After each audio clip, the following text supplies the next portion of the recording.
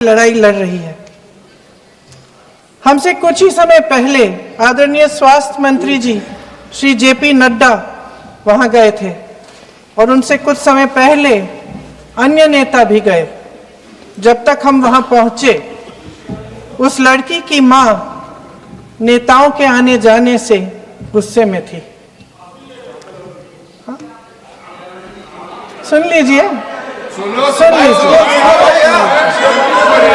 सुनिए, किसी की पीड़ा का मजाक नहीं उड़ाते। कोई भी हो, किसी की पीड़ा का मजाक नहीं उड़ाते। आप संसद में बैठे हैं, निशिकांत जी आप बना रहे हो। जब तक हम वहां पहुंचे, उस लड़की की मां नेताओं के आने जाने से गुस्से में थी। किस लिए आए हो?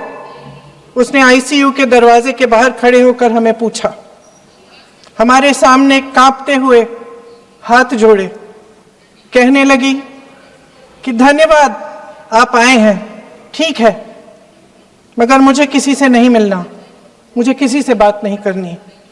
महोदय, उस मां की पीड़ा से उसका पूरा शरीर कांप रहा था, लेकिन उसने दृढ़ आवाज में कहा, सुबह से बड़े बड़े लोग यहां आ रहे हैं, एक के बाद एक वीडियो बना रहे हैं। वह भी आए जिन्होंने मेरी बेटी का ये हाल किया है।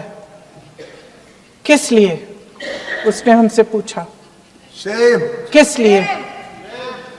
मेरी बेटी की बलि तो चढ़ गई है, लेकिन उसे कुछ भी हो जाए तो मैं उसके लिए अपने आप लड़ूंगी। मुझे किसी की मदद नहीं चाहिए, मैं अकेले लड़ लूंगी। महोदय, शायद मुझे यहां खड़े होकर सबके सामने ये बात नहीं कहनी चाहिए, मगर उस मां की गुहार ने मुझे शर्मिंदा किया।